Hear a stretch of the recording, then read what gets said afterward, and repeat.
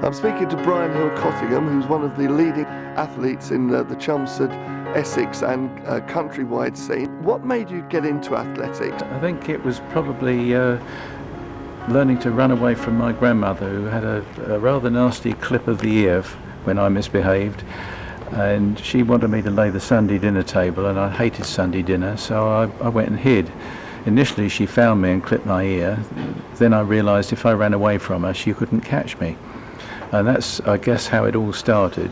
Then I became a choir boy and enjoyed church singing, but that developed the lungs. So finally, when I got forced to go out and run totally against my will and hated it, I then found I was instructed to turn out for cross-country training for the house cross-country race. I didn't go and got house detention. I didn't like that either, so I started running. And a while after that, our house at Chelmsford Grammar School hadn't got anybody in the upper half of the school who was any sort of cross-country runner. I got elected house cross-country captain, and from that day on, when I could organise when I wanted to go out and how I went out, it all changed. And that's really the moment when it all became something I really enjoyed.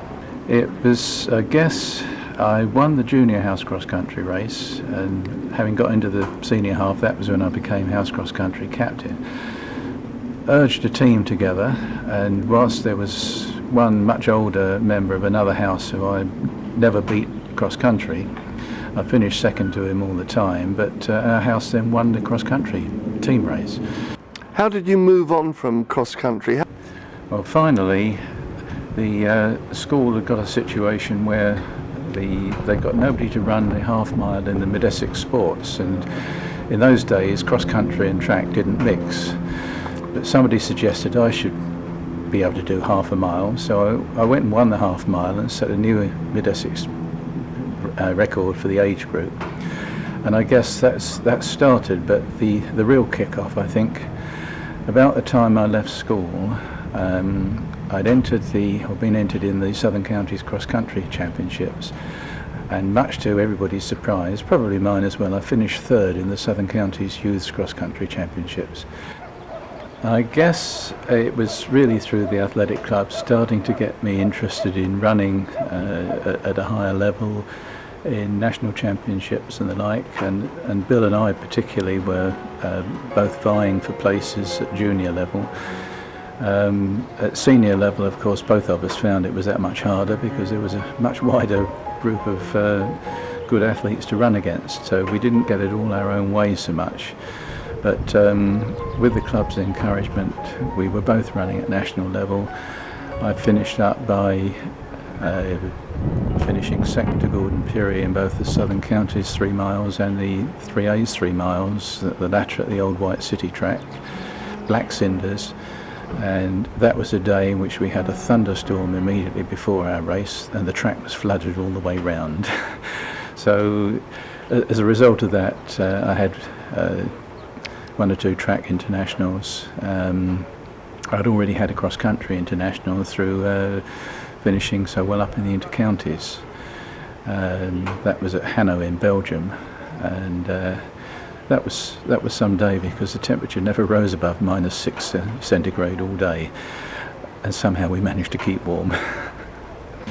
And it was probably in my 4th year at the grammar school that another athletic club member said, "Come down to the club," and that's when that started. And from then on, of course, with different coaching, etc. Ernie Daly was one, of course, who was coach in my early days, and Bill Cornell's coach. He was pushing me, and one of the older members, middle distance runners, Jack Bowen, whose name has come up a few times, he took me under his wing, and I did a lot of training with him, and I got through to winning the Essex junior cross country,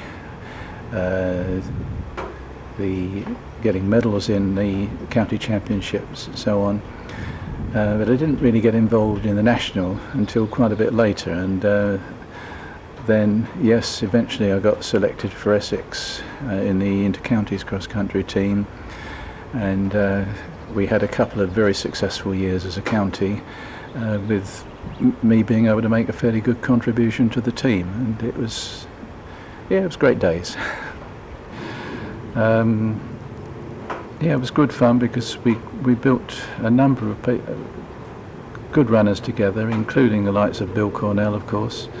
And we used to train a lot together, although he was a couple of years younger than me, but over the shorter distance he was so speedy.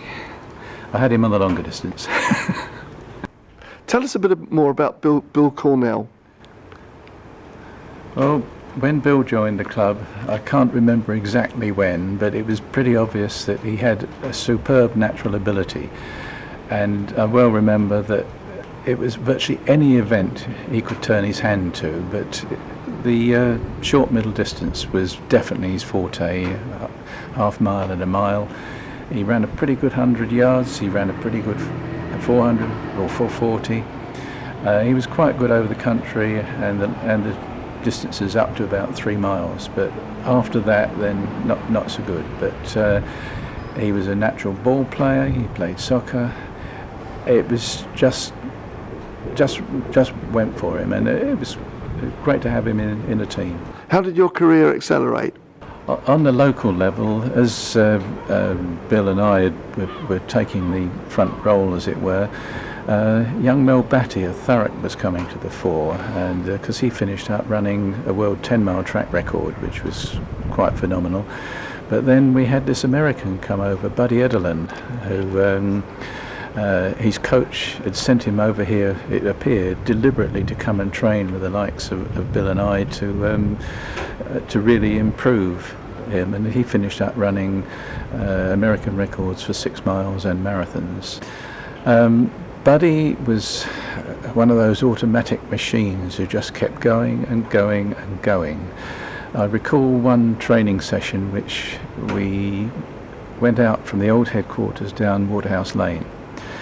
We went out via Writtle, took the lane, Penny Lane to Margaretting, and then took the road up to the crossroads at Gallywood, including the hill at, I think they call it London Hill. Having gone from the bridge over the river at the bottom of the hill, we then raced up the hill to the crossroads. We stopped, we came back down again, down to the bridge, and we raced up, the pair of us raced up there again, and we did that 10 times. Eventually decided enough's enough, and after about a quarter of a mile jogging from those crossroads, we then raced back to the athletic club.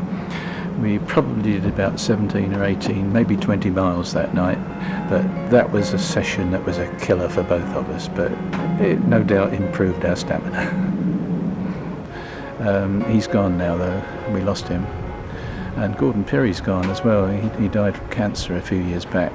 Gordon Perry held the, I think it was the 6-mile world record, and was very well known, quite often a front runner. But the others who were about at that time were Bruce Tuller, Martin Hyman, Mike Beresford. I did have one cross-country race against the mythical Herb Elliott, but that wasn't exactly his event. He was over at Cambridge University, and they'd entered a team in the National Cross Country Championships. And I wasn't having a particularly good run, but the last lap of that, on a 9-mile run, I'd caught up with him, ran with him for a while, and then ran away from him over the last half mile. As a result of finishing second to Gordon Perry in the 3A's 3 miles, he and I were selected to run for Great Britain against West Germany and Poland, and he was then living in Norway. The British board had told him to arrive in Germany on the Friday, but his car broke down on the way down. He alleged that he'd sent a cable to the British board advising them. When he arrived on the Saturday morning, they called him in and said, "You've disobeyed us, you're going home."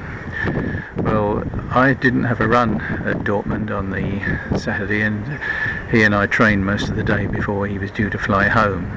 We went into the track to see the 5,000 metres to see the other two who were competing. As we got into the track, we were besieged by reporters. I heard every question, I heard every answer, and Gordon was so diplomatic. And it was only the last two questions when one of the reporters said, "What are you going to do now, Gordon?" I said, "Oh, I'm going home to finish my book." "Will today's event make any difference?" He said, "Oh," he said, he laughed, and he said, "I might put a sting in the tail of it." And that was it. When I got home, Liz had saved all the press cuttings for me, and I couldn't believe what appeared in the press, having stood next to him and heard everything. The answers were manipulated and put with different questions, and it made him seem a right bounder, and he was a great chap, I can tell you that. And we've known him reasonably well. Let's go on to Munich. Tell me a bit about the background, the start off with this relay. The Munich relay was a product of a period late in the 60s when Bill had gone off to America. I was past my best, and the middle distance section of the athletic club was going through a bad phase. The sprinters were doing quite well, but we turned up for one road relay. It was only a four-man team, and only three of us turned up, and I was so annoyed. I went out and dug out all the address books I could find, and I wrote to everybody who'd run middle distance, and we got together a group, and we called ourselves the Harriers. The intention is if any of us didn't turn up, we would harry the others into submission and coming out again. And we rebuilt the team. But we decided we needed to do something a bit special. And first of all, we did a 10-man relay from Chelmsford to Edinburgh for the 1970 Commonwealth Games, in which we took a message up from Chelmsford to for the British team in Edinburgh. And on the way back, some wag suggested, how about doing a similar thing to Munich in 1972? And we thought, must be nuts. But it all came about. I'd joined Rotary in Brentwood and happened to mention to the then president that somebody had suggested this, but it seemed ridiculous. And he said, well, we could do that with Rotary contacts on the continent. So took it back to the athletic club, and it all grew from there. We probably had 20 people competing to get in the team. Which was terrific because it rebuilt a terrific team spirit. It rebuilt the teams who went to events and performed well. And as a result, well, we had a few problems. In fact, I've written a paper on that. But when you start to think we got held up at the Luxembourg German border by armed police because we had two-way radio on board, and nobody had considered that we might need licenses to take active radios into Germany. Things like that. And the German police insisted how we ran on their roads. We didn't find that out until a week before we were going, and 2 days before we also found out we needed permission to run on the Belgian roads. But the Arlon Rotary Club, one of their members was the Chief of Police of the province of Luxembourg, which covers all of Luxembourg and southern Belgium. He waved his magic wand, and just south of Brussels on the main road down to Luxembourg, we were met by two police motorcycle riders who rode with us all the way down to the German border. And it was great fun trying to race them up the hills in the Ardennes because they were between gears, and it made it very difficult, but it gave us something extra to go for. We started off in Brentwood because of the Rotary Club's involvement, and Jim Peters started us off. Came through to Chelmsford, and British Air Ferries carried us over the channel to Ostend, and European Ferries, or Townsend I think as it was then, they took our vans over that we got from the Ford Motor Company. They were supporting us. When we got to Ostend, the Mayor of Ostend insisted that there was some sort of reception. So we had to work this so that one of the groups of four runners was on the road, and the rest of the team and what we called the Jolly Wagon, which was the Rotary officers, had to go to a civil reception in Ostend, where the Mayor gave a message to take to the French team in Munich. But then in Brussels there was a problem with one of the vans getting slightly lost, but finally caught up.